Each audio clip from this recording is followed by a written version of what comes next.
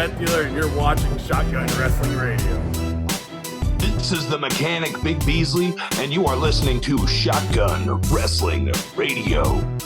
This is Rory Fox, your Central Empire Wrestling Champion, and you're watching Shotgun Wrestling Radio.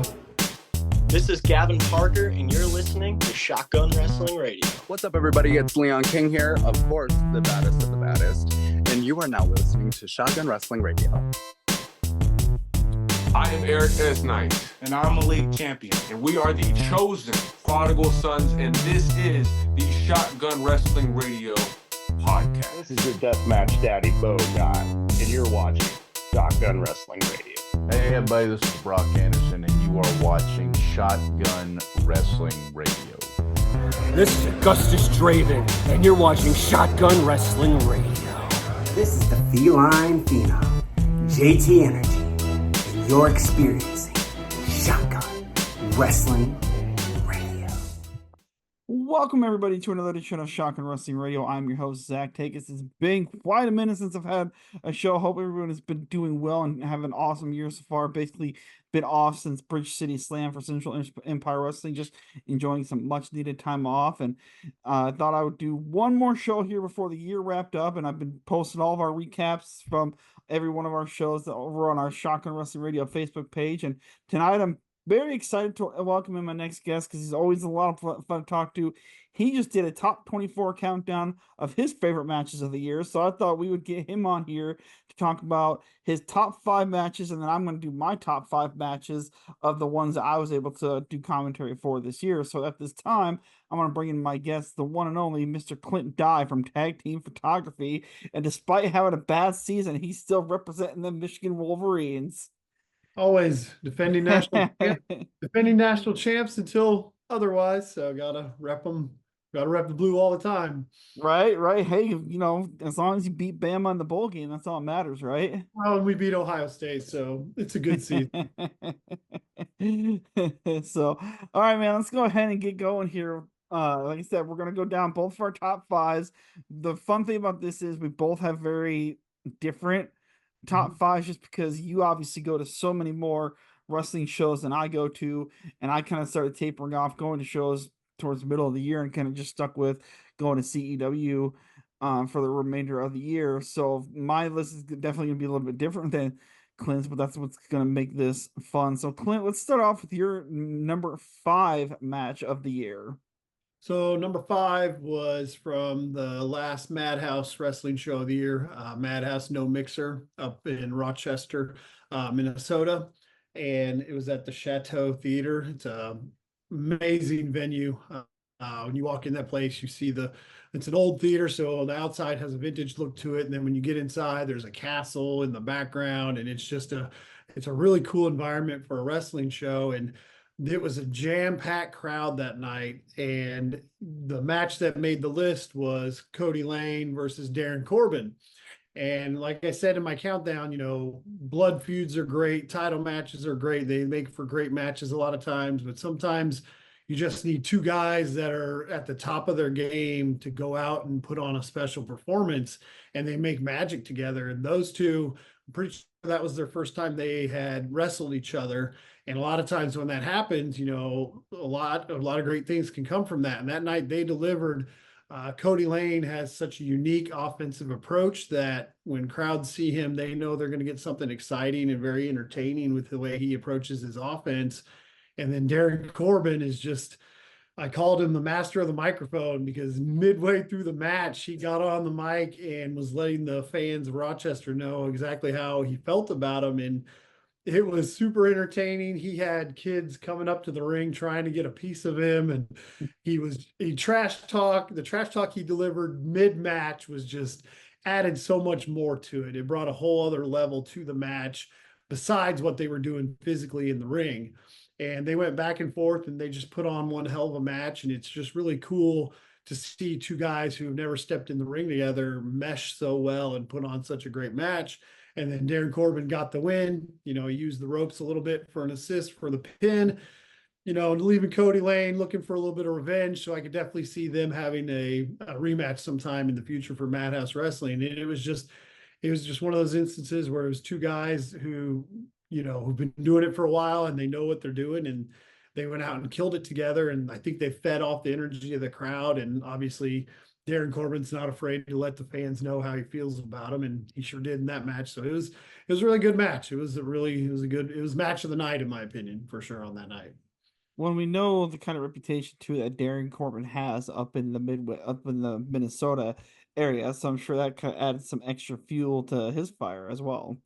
Yep, it does. And he being around that area and coming back from Madhouse, he posted something on his Facebook the other day about what fans think they're predicting for him. And I commented under my tag team photography profile, I said Darren Corbin, Madhouse Wrestling Champion, and he's like, that has a good ring to it to me. So, I think he might be in Madhouse some more. I know they love bringing him in, especially when they're in Minnesota. So I can see him making more appearances. This was Cody Lane's, I want to say, his third appearance for Madhouse. And each time he's put on a good match. His first one ever was against Matty Starr. And we both know how good Matty is. And so this was just peak performance by both of them in a great venue and a great environment. And it was a really good match. For my number 5 match, I think I'm going to have to go with a match that we both anticipated from the very first moment it was announced, and one that I think everybody was just super excited for. Jordan Grace versus Sierra from Bridge City Slam. It's not every day that you get somebody of the caliber of Jordan Grace on a show, and then you add somebody like Sierra, who's been kind of one of the main females in the Midwest, from Minnesota to Iowa to Wisconsin. She's just been all over the Midwest here lately. And I know, again, when it comes to Jordan, I know at that time, that was the first ever matchup for those two. So they had never had a match together. And of course, with it being Bridge City Slam, that's our biggest event of the year. That for us is our Super Bowl. That is our WrestleMania. And yeah, to have the TNA Knockouts champion, Jordan Grace, on our show was just something super cool, something really special. And just to have that there, and like I said, I don't think, and I even said this to Austin, I was like, I don't think she's going to be available much longer, because I think her contract is up at the end of this year with TNA. I think she's on the fast track to WWE here at the beginning of the year. Mm-hmm. Yeah, and definitely getting her at the right time. Like you said, she's on that ascent up. You could see her being in the Royal Rumble again, and who knows when she'll be able to do indie shows, if ever again. And having there at Bridge City Slam was a big deal. Definitely. Yeah, and one, like you said, with her most likely making the jump to WWE, and like even at that time, the very following week after Bridge City Slam, she made an appearance on NXT. So I mean, that's just something like that is just super, super fucking cool. Yep. And yeah, it was really fun too, sitting there at the commentary table that night, and we had the Knockouts title right there with us. And there was a couple moments there I kind of sat there looking, I'm like, that's the TNA Knockouts title. It was kind of one of those what the fuck kind of moments for me as somebody who's been a wrestling fan for so long, to be able to do something like that. So let's go with go ahead and moving down the list here, Clint. We'll go ahead with your number 4 match of the year. Number 4 was at SCW Pro Epic, which is SCW Pro's biggest event of the year. It's their WrestleMania. And it was the Shug, Shane Hollister, going against Eric Esnight. And the stipulation was, if the Shug lost, he had to finally join Eric Esnight in his group, The Chosen. And the history between them two, they've been feuding for almost 3 years. I remember taking pictures at one of the SCW shows at the drive-in movie theater in Bluegrass, and it was an outside show, and they were the main event, and I've never seen them have a bad match together. And this one, with so much on the line and a hot crowd, it just had everything you asked for in a pro wrestling match. There was emotion in it, there was storyline, there was drama, and like I said, I don't think they can have a bad match against each other. They wrestled earlier in the year, which also made my countdown, in a kendo stick on a pole match, which was just brutal. Eric Esnight got his ear like busted open. But this one, it started fast. Suge tried to take advantage early, wanting to, try and take out the numbers advantage or disadvantage that he had against him. And they battle all, across the Bluegrass Community Center, back and forth the whole match. And in the end, Eric S. Knight got the win. And I have 4 pictures after the match. It's probably my favorite sequence of pictures that I've taken in a long time, where it's Eric S. Knight and his group, The Chosen, just hovering over him, and the Suge just in disbelief. He's distraught. And then he slowly goes and he does this, showing that he's officially, he stayed by the stipulation. And you see Eric S. Knight watching it all unfold and his reaction to it. It's just, like I said, it's probably my favorite sequence of pictures that I took this year. It's just a cool 4 sequence, and seeing the Suge, being a part of The Chosen was just a shocking moment for SCW Pro. And it set the stage for down the road when Eric S. Knight became SCW Pro champion.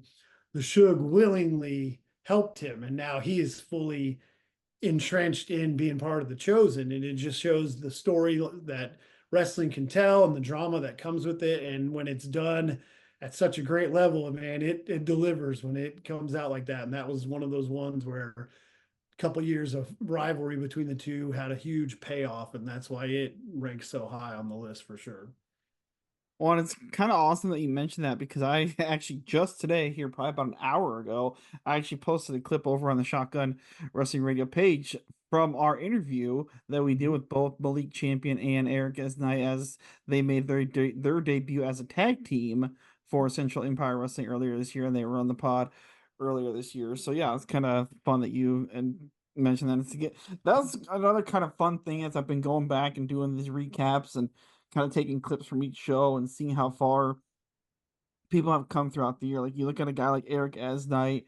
I mean, he's, like you said, he's the SCW champion now, kind of leading the way over there. And SCW, as we all know, is more or less involved with with the WBID program now. So that can really only kind of strap the rocket for him on the up and up. And yeah, it's exciting to see. And a couple of the people that I interviewed earlier this year also won titles in their promotions too. So it's like, again, it's been pretty fun to watch see how much progress everybody made. And yeah, you kind of knew, you always knew, just from the little bit that you've seen of Eric, you always felt like he had something special in him.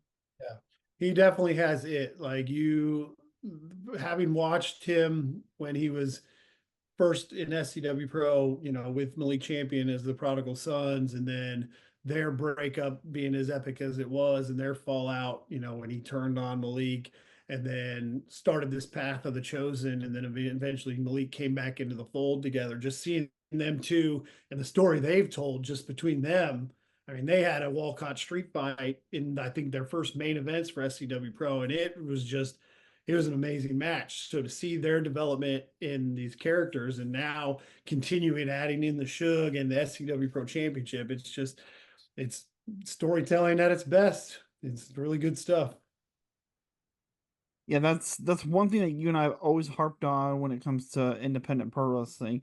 Just because you are an independent promotion doesn't mean you should always just do Supercard every show. Try to have some sense of storyline of where things are going, and we have that, like you said, with Central Empire Wrestling. I know you speak very highly of that all the time with SCW as well. They always do a great job with their stories. So again, great matches that we have here for our number 4 picks. I know the Jordan versus Grace versus Sierra match is on the CEW YouTube page. I think SCW puts all their stuff on their Patreon page. Am I right? Correct. Okay, so yeah, if you want to check that out, head over to the SCW Patreon page and check out Clint's number 4 match of the evening. And I'm gonna go with my number 4 match, which I actually just posted a clip of the other day as well. And we're talking Jackson King versus Ethan Everhart from CEW earlier this year. And I know you were there for that one as well. And I've seen them two wrestle quite a bit, and a lot of it's been on fair shows and for like Impact Pro Wrestling, things like that. But when you put them two in a big spotlight, they they deliver every time. Like they wrestled at CEW 4th of July a couple years ago, and they killed it on there. And I know they wrestled against each other in Absolute Pro Wrestling. It's just they're part of a group of guys that came up together, and they're always going to deliver good matches when they're working together. And you saw it at that CEW show. So yeah, that's a good one. Yeah, I was going through, my commentary playlist the other day. Again, my list is just from the matches I've seen and done commentary on, nothing else or anything like that. But when I was going through my commentary playlist of updated matches, and I went back and watched that, I'm like, yeah, those two really did have a damn good match there at CEW earlier this year, and hopefully, I know it's not going to be the last time we see Ethan Everhart in Central Empire Wrestling, because I believe he is going to be at their first show in February of next year, if I'm not mistaken. Yep, he'll be there on the 15th of February. Yeah, so that'll be a lot of fun. And again, we'll have some new faces for Central Empire Wrestling this year, which again is always going to be great. It's always great to get new faces. And Clint, let's keep moving down the list here, man. Matchup number 3 of your top 24 countdown. Number 3 was the 10-man Waterloo Street Fight at APW, Absolute Pro Wrestling Gold Rush 3.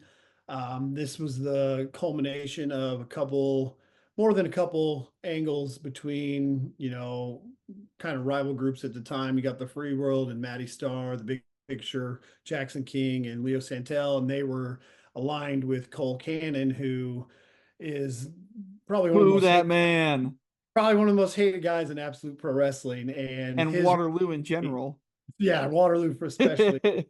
His rivalry with Jason Prentice kind of spilled over into this feud between the Free World and the guys from Waterloo, and the 319 and Ethan Everhart and Jay Wesley and Du Bois and Bryce Jordan and the Shank. So it was a 10-man Waterloo Street Fight, and that my son Emmett, who's been doing some of the recording ringside for APW, I told him before the match, I was like, it's going to get wild. Just keep your head on a swivel, keep moving, don't get hit by something. Just keep moving the whole time. And he did.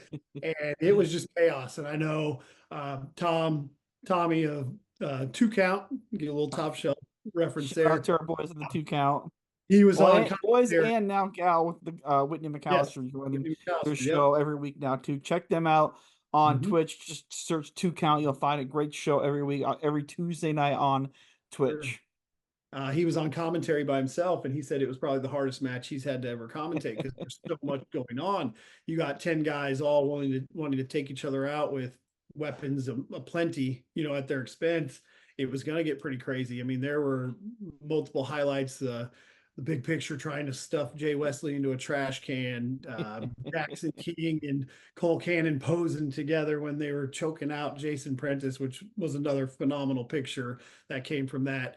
Jay Wesley pushing Bryce Jordan out of the way to avoid a super kick from Matty Starr, little things like that, because there was a lot of tension between those two going into that match. Could they work together? And they proved they could, And in the end, Jason Prentice and his team from the Waterloo crew is what he calls them, getting the win with Shank power bombing Jackson King through a table. And Shank, going into that had a lot of, struggles, in singles matches and was really doubting his own self. So there was a lot of little things that went into this match that continued to evolve storylines for Absolute Pro Wrestling. So it not only delivered the chaos of what a crazy multi-man main event could do, but it also progressed things that are happening. And then even more shocking, the Free World leaving Jackson King behind after the match, basically kicking him out, making him the lone diamond once again.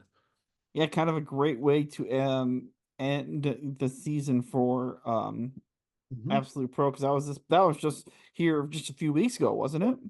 Yes, it was. And I do have to throw out this too. The entrances they had were 2 of the coolest entrances I've ever seen. They used a Magneto monologue from one of the newer X-Men movies to introduce the Free World. And then the Waterloo came out and the lights went out. And I got a really cool picture of him in a silhouette form. You can see Ethan Everhart jumping in the air. And it was, it's one of those chaotic matches that really delivered on what a main event could be to end a few rivalries and start some more storyline progression.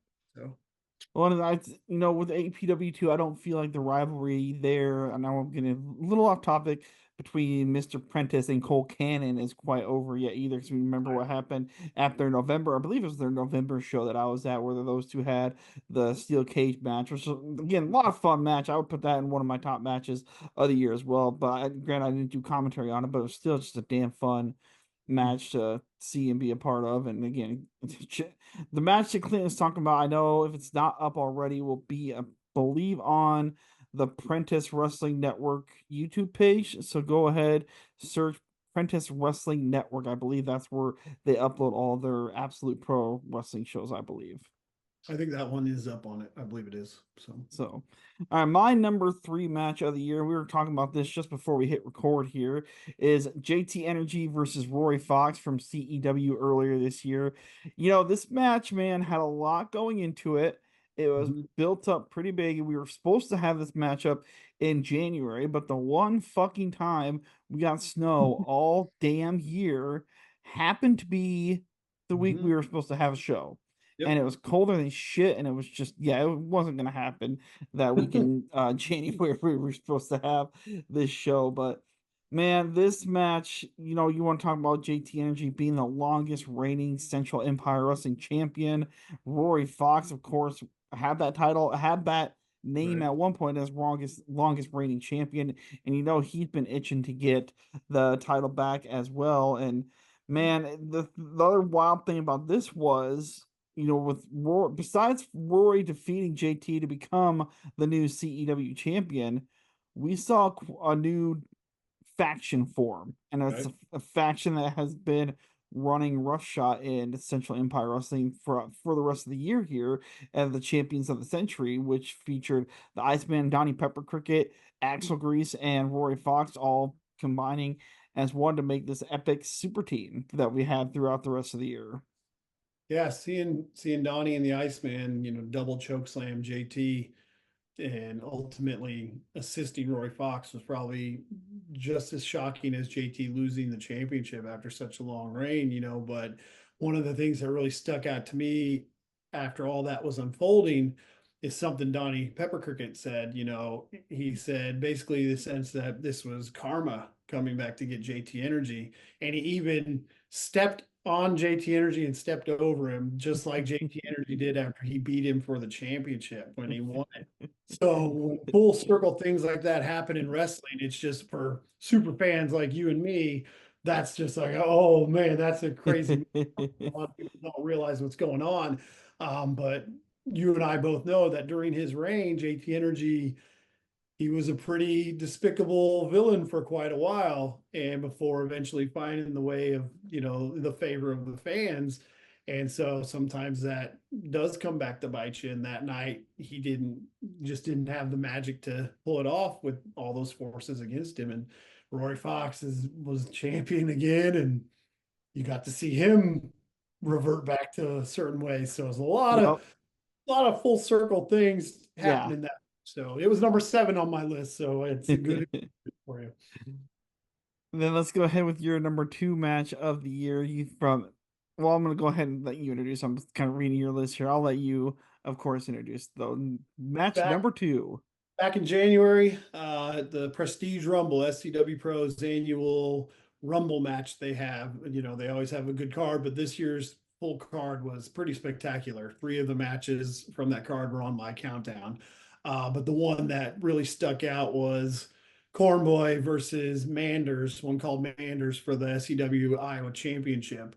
And man, you talk about setting the bar high at the start of the year. Those two went out, and everyone knows the tough and tumble that is the one called Manders, and Cornboy was in a tag team with Latin Thunder. He's good at getting the fans to laugh, and have a good time. So a lot of people kind of question whether he'd have the toughness to take on Manders. Well, he proved that right there and then that night.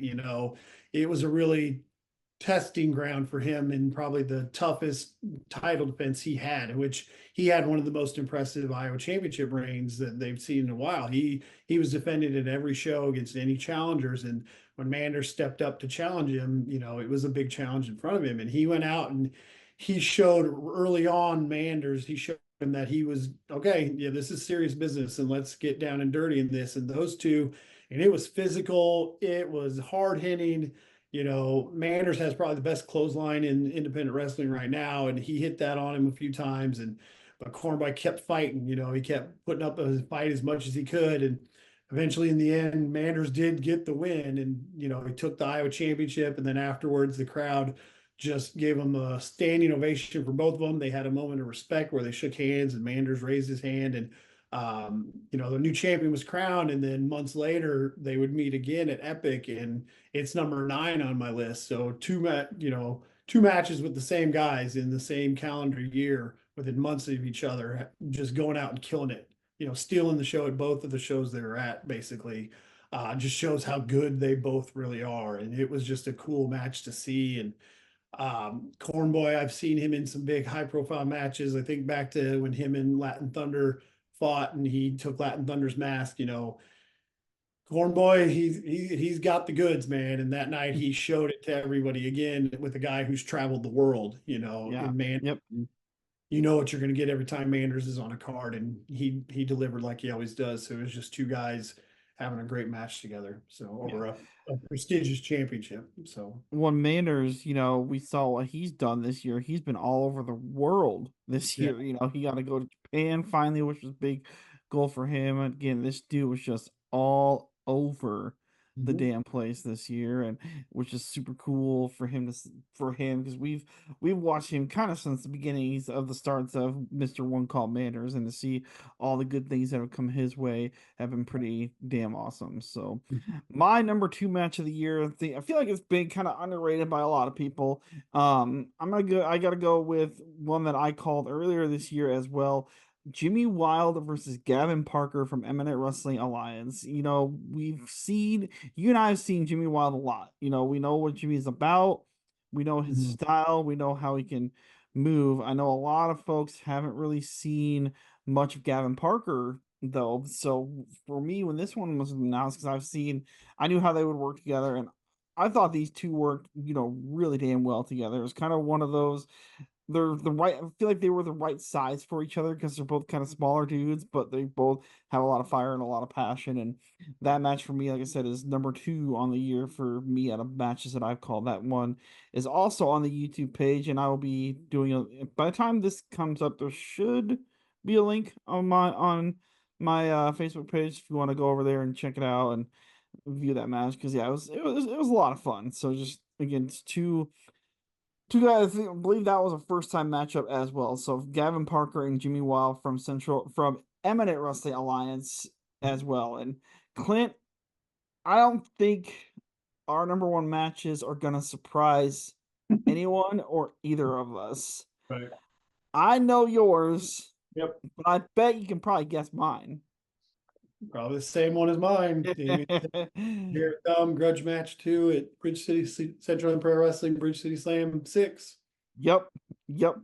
I mean, I watched that again here not that long ago when it got uploaded to the Facebook page or YouTube page. God, and it's been a while since I've done a pod, so I'm kind of stumbling all over here tonight. But you know, watching that match back again, I completely forgot, and I think I texted you this.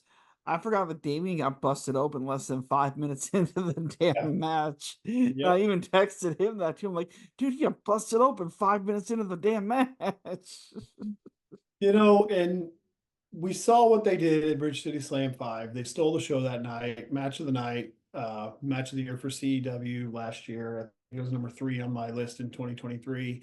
And when it was announced that they were going to have a rematch, you and I and any CEW fans knew the bar was going to be high, you know, for what was expected. And the minute, you know, Saint made his entrance, which, side note on this, I was standing right by the long rampway and taking pictures of him coming out. You know, I got a really cool picture of him kneeling down before the music really hits.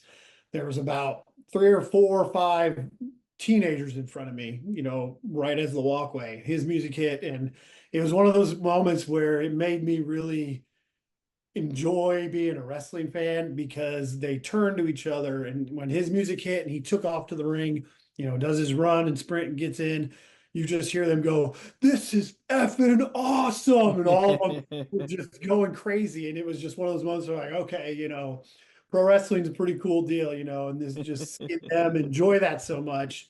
And then from there, Jared Thumb comes out, makes his entrance, and they don't even wait. They just meet on the way and just start fighting, And then not even 2 minutes later, the chair throw, which happened a year before, but it was Damian throwing it at Jared. Nice callback to a year before. Well, this time around, obviously, Damian Saint gets busted open and spends the rest of the entirety of the match with a crimson mask. And I have a picture of him like blowing like this.